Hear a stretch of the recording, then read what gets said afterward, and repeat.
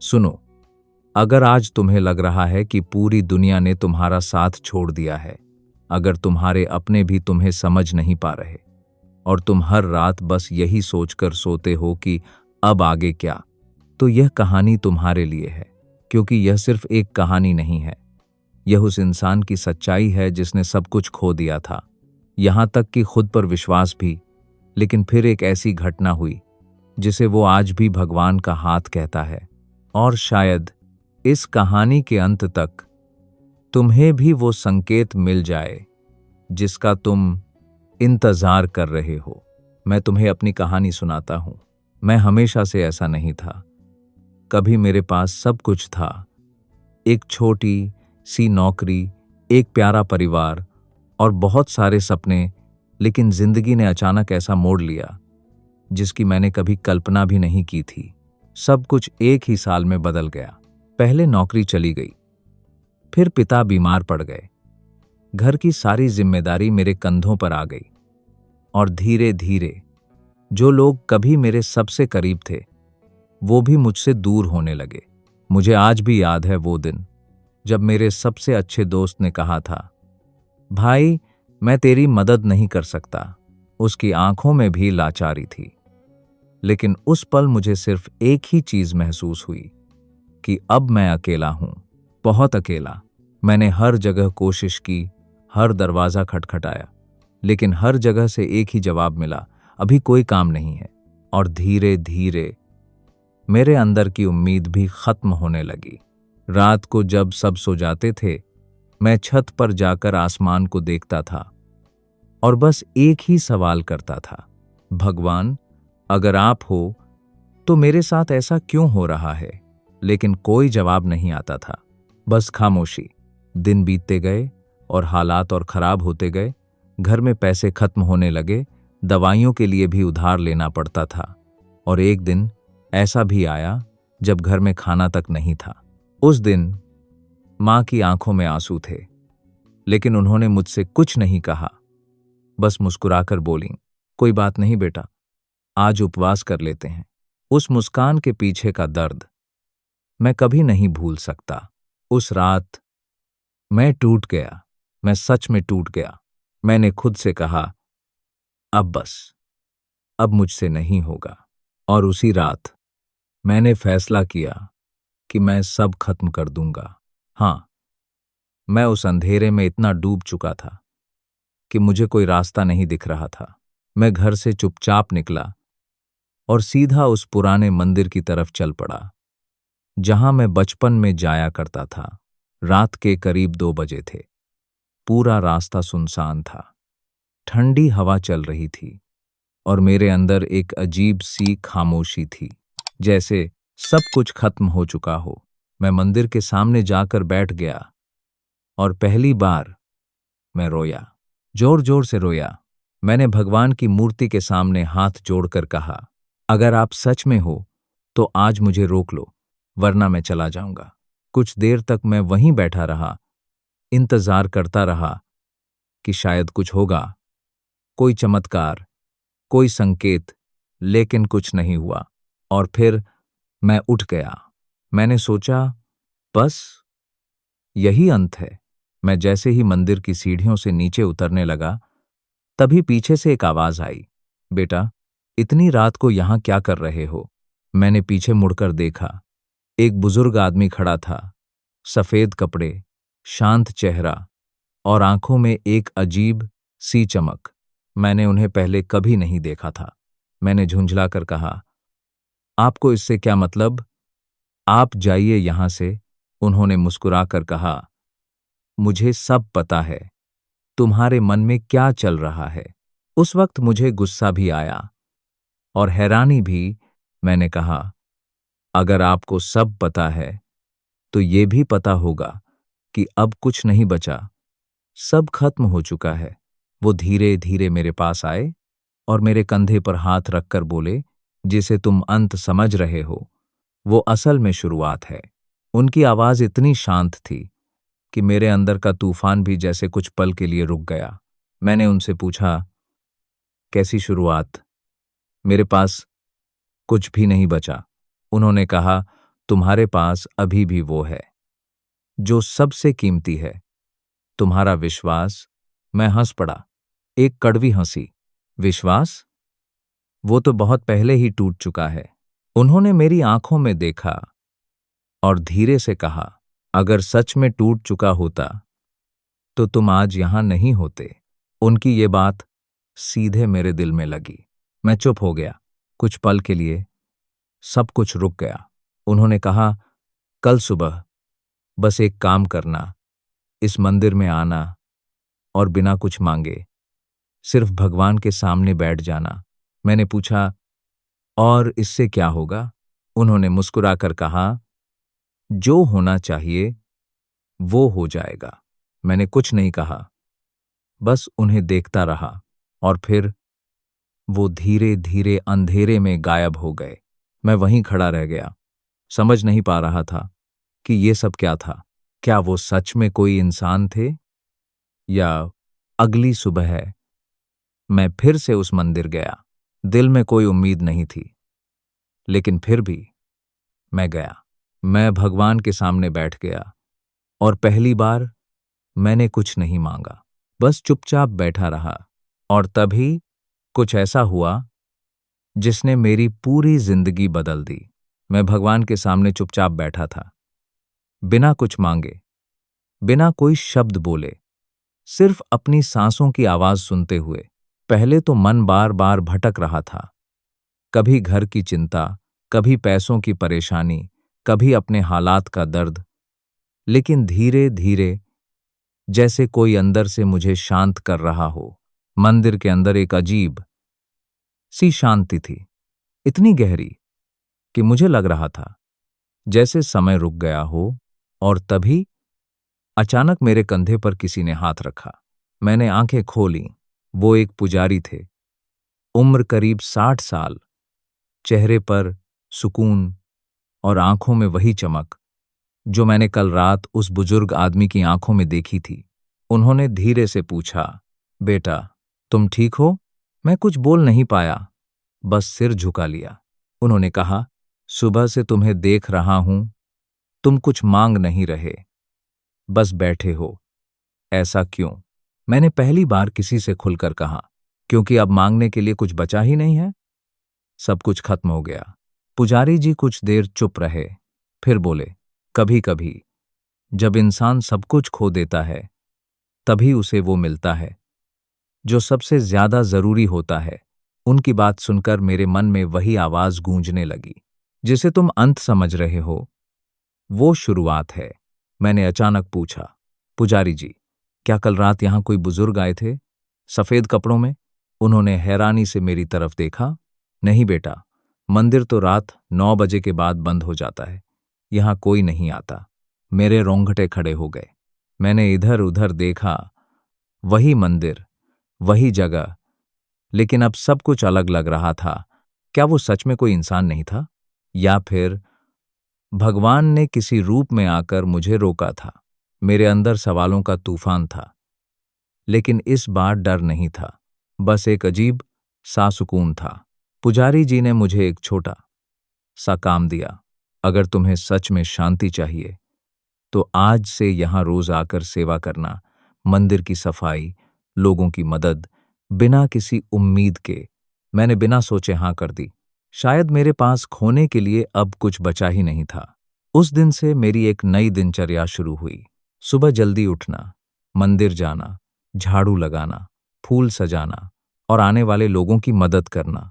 पहले पहले ये सब मुझे अजीब लगता था, लेकिन धीरे धीरे मुझे इसमें एक अजीब सी खुशी मिलने लगी।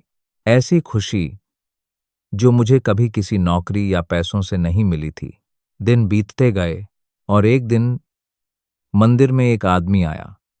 काफी परेशान लग रहा था। उसके हाथ में कुछ कागज थे। वो बार बार किसी से बात करने की कोशिश कर रहा था, लेकिन कोई उसकी मदद नहीं कर पा रहा था। मैं उसके पास गया और पूछा, क्या हुआ भाई? उसने थके हुए स्वर में कहा, मुझे एक छोटा सा काम शुरू करना है, लेकिन कोई भरोसा नहीं कर रहा, सब मना कर रहे हैं। उसकी बात सुनकर मुझे अपनी हालत याद आ गई। वही लाचारी, वही दर्द। मैंने बिना सोचे कहा, मैं मदद करता हूं। उसने हैरानी से मेरी तरफ देखा। तुम? लेकिन तुम्हारे पास तो कुछ भी नहीं है। मैं मुस्कुरा दिया। हाँ, लेकिन मेरे पास विश्वास है। उस दिन मैंने पहली बार महसूस किया कि शायद मैं बदल रहा हूं। मैंने उसकी जितनी हो सकती थी उतनी मदद की, और धीरे धीरे वो आदमी मुझसे जुड़ गया। कुछ दिनों बाद उसने मुझे अपने काम में शामिल कर लिया। शुरुआत छोटी थी, बहुत छोटी, लेकिन इस बार मेरे अंदर डर नहीं था, क्योंकि इस बार मुझे लग रहा था कि कोई मेरे साथ है, कोई अदृश्य शक्ति जो हर कदम पर मेरा हाथ थामे हुए है। लेकिन असली चमत्कार अभी बाकी था। एक दिन वही आदमी मेरे पास आया और बोला, तुम्हें पता है, जिस प्रोजेक्ट के लिए हम मेहनत कर रहे थे वो पास हो गया है। मैंने पहले तो विश्वास नहीं किया, लेकिन जब उसने सारे कागज दिखाए तो मेरी आंखों में आंसू आ गए। इतने दिनों बाद पहली बार मुझे लगा कि शायद मेरी जिंदगी फिर से पटरी पर आ रही है। लेकिन उसी रात कुछ ऐसा हुआ जिसने मेरी सोच, मेरी आस्था और मेरी पूरी जिंदगी को हमेशा के लिए बदल दिया। उस रात मैं फिर से उसी मंदिर गया, और जैसे ही मैं अंदर गया मुझे वही आवाज सुनाई दी। अब समझ आएगा क्यों रोका था तुम्हें। मैंने घबराकर चारों तरफ देखा, कोई नहीं था। लेकिन इस बार मुझे डर नहीं लगा, क्योंकि अब मैं जान चुका था कि ये सिर्फ एक आवाज नहीं है, ये भगवान का संकेत है। और जो होने वाला था वो मेरी सोच से भी परे था। उस आवाज के बाद मैं कुछ पल के लिए बिल्कुल स्थिर खड़ा रह गया। मंदिर के अंदर दीपक की लौ हल्की हल्की कांप रही थी, और बाहर से आती हवा में घंटियों की आवाज गूंज रही थी। लेकिन उस पल मुझे सिर्फ अपने दिल की धड़कन सुनाई दे रही थी, तेज, बहुत तेज। मैंने धीरे से कहा, कौन है? कौन बोल रहा है? कोई जवाब नहीं आया। लेकिन इस बार अंदर से एक अजीब सी हिम्मत उठी, जैसे कोई कह रहा हो, डरो मत, बस आगे बढ़ो। मैं धीरे धीरे भगवान की मूर्ति के पास गया और वहीं बैठ गया। आंखें बंद कीं, और पहली बार मैंने बिना शब्दों के अपने दिल की सारी बातें कह दीं। मेरे आंसू अपने आप बहने लगे, लेकिन इस बार उन आंसुओं में दर्द कम था और सुकून ज्यादा। कुछ देर बाद अचानक मेरे दिमाग में एक तस्वीर उभरी। वो बुजुर्ग आदमी, वही सफेद कपड़े, वही शांत चेहरा। लेकिन इस बार वो मंदिर के अंदर नहीं, बल्कि एक पुराने रास्ते पर खड़े थे, जैसे मुझे कहीं बुला रहे हों। मैंने तुरंत आंखें खोलीं। दिल जोर जोर से धड़क रहा था। ये सपना था या कोई संकेत, मैं समझ नहीं पा रहा था। लेकिन अंदर से एक आवाज बार बार कह रही थी, जाओ, वहां जाओ। अगली सुबह बिना किसी को कुछ बताए मैं उस दिशा में निकल पड़ा। मुझे खुद नहीं पता था कि मैं कहाँ जा रहा हूं, बस उस तस्वीर को याद करते हुए कदम बढ़ाता जा रहा था। करीब 1 घंटे चलने के बाद मैं शहर के एक पुराने हिस्से में पहुंच गया। वहां सब कुछ बहुत शांत था। पुराने घर, सुनसान गलियां और एक अजीब सी खामोशी। और तभी मैंने उसे देखा। वो वही जगह थी जो मैंने अपनी आंखों में देखी थी। एक टूटा फूटा सा पुराना घर, जिसके बाहर एक पेड़ था और दरवाजा आधा खुला हुआ। मेरे रोंगटे खड़े हो गए। मैं धीरे धीरे उस घर के पास गया। दिल में डर भी था और एक अजीब सी जिज्ञासा भी। मैंने दरवाजे को हल्का सा धक्का दिया। वो चरमराते हुए खुल गया। अंदर अंधेरा था, धूल जमी हुई थी, जैसे सालों से वहां कोई नहीं आया हो। लेकिन जैसे ही मैं अंदर कदम रखा, मुझे साफ महसूस हुआ कि मैं अकेला नहीं हूं। मैंने हिम्मत करके आवाज लगाई, कोई है? कुछ पल तक सन्नाटा रहा। फिर अंदर के कमरे से हल्की सी खटपट की आवाज आई। मैं धीरे धीरे उस तरफ बढ़ा। हर कदम के साथ दिल की धड़कन और तेज होती जा रही थी। और जैसे ही मैंने कमरे के अंदर झांका, मैं सन्न रह गया। वहां एक बहुत बूढ़ी औरत जमीन पर बैठी थी, कमजोर। उसने मेरी तरफ देखा और धीमी आवाज में बोली, तुम आ ही गए? मैं हैरान रह गया। मैंने पूछा, आप मुझे जानती हैं? वो हल्का सा मुस्कुराई। हाँ, मुझे बताया गया था कि तुम आओगे। मेरे पूरे शरीर में जैसे बिजली दौड़ गई। मैंने घबराकर पूछा, किसने बताया? उन्होंने धीरे से ऊपर की तरफ इशारा किया। जिसने तुम्हें यहां भेजा है। मेरी आंखों के सामने सब कुछ घूमने लगा। वो बुजुर्ग आदमी, वो आवाज, वो सपना, सब कुछ जुड़ने लगा था। मैं उनके पास बैठ गया और पूछा, आप यहां अकेली क्यों हैं? उनकी आंखों में आंसू आ गए। उन्होंने कहा, मेरे बेटे ने मुझे यहां छोड़ दिया, कहकर कि वो वापस आएगा, लेकिन कई महीने हो गए, वो नहीं आया। उनकी आवाज कांप रही थी। मेरे पास खाने को कुछ नहीं था, चलने की ताकत भी नहीं बची। बस हर दिन भगवान से यही प्रार्थना करती थी कि कोई तो भेज दो। मेरे दिल में जैसे किसी ने जोर से चोट मारी। मैंने धीरे से उनका हाथ पकड़ा। वो बहुत ठंडा था। उस पल मुझे समझ आ गया कि मुझे यहां क्यों भेजा गया था। मैं तुरंत बाहर गया, पास की दुकान से खाना और पानी लेकर आया। उन्हें खिलाया, पानी पिलाया। उनकी आंखों में जो राहत थी, वो मैं शब्दों में नहीं बता सकता। लेकिन असली बात तब शुरू हुई, जब उन्होंने मेरा हाथ पकड़कर कहा, तुम सिर्फ मेरी मदद करने नहीं आए, तुम्हें कुछ और भी देना है। मैंने हैरानी से पूछा, क्या? उन्होंने धीरे धीरे अपने पास रखी एक पुरानी लकड़ी की पेटी खोली। उसमें कुछ पुराने कागज थे और एक छोटी सी तस्वीर। उन्होंने वो कागज मुझे देते हुए कहा, ये तुम्हारे लिए है।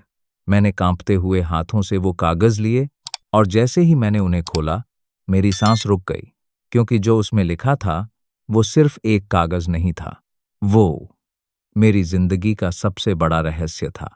और उसी पल मुझे एहसास हुआ कि ये सिर्फ मदद नहीं है, ये एक चमत्कार की शुरुआत है। मेरे हाथ कांप रहे थे। वो पुराने कागज जैसे ही मैंने खोले, मेरी सांसें रुक सी गईं। कागज पीले पड़ चुके थे, किनारे टूट रहे थे, लेकिन उन पर जो लिखा था वो मेरी जिंदगी से जुड़ा हुआ था। पहला कागज एक जमीन का रजिस्ट्रेशन था और उस पर जो नाम लिखा था उसे पढ़कर मैं जम गया। वो नाम मेरे दादाजी का था। मैं कुछ पल के लिए समझ ही नहीं पाया, ये कैसे हो सकता है। मैंने तुरंत उस बूढ़ी औरत की तरफ देखा। वो शांत बैठी थी, जैसे उसे सब पता हो। मैंने हकलाते हुए पूछा, ये कागज आपके पास कैसे आए? ये तो मेरे परिवार के हैं। उन्होंने गहरी सांस ली और धीरे धीरे बोलना शुरू किया। बहुत साल पहले तुम्हारे दादाजी ने इस घर और इस जमीन को मेरे पति को सौंपा था, एक भरोसे के साथ कि जब सही समय आए तो ये चीजें उनके असली हकदार तक पहुंचा दी जाएं। मेरे अंदर जैसे तूफान आ गया, लेकिन मेरे पापा ने तो कभी इसका जिक्र नहीं किया। वो हल्का सा मुस्कुराईं, हर सच्चाई हर पीढ़ी तक नहीं पहुंचती बेटा, कुछ राज समय आने पर ही सामने आते हैं। मेरी आंखों के सामने बचपन की सारी बातें घूमने लगीं। दादाजी की अधूरी बातें, उनका वो पुराना घर और उनकी वो अजीब सी चुप्पी। शायद ये वही राज था। मैंने जल्दी जल्दी बाकी कागज देखने शुरू किए। उनमें उस जमीन का पूरा विवरण था, शहर के एक ऐसे इलाके में जो आज बहुत कीमती बन चुका था। मेरे हाथों में जो था वो सिर्फ कागज नहीं था, वो मेरी जिंदगी को बदल देने वाला मौका था। लेकिन उसी पल मेरे अंदर एक सवाल उठा, अगर ये सब इतना कीमती है तो ये औरत इसे मुझे क्यों दे रही है? मैंने उनसे सीधे पूछा, आप ये सब मुझे क्यों दे रही हैं? आप चाहें तो खुद इसका इस्तेमाल कर सकती हैं। उनकी आंखों में आंसू आ गए।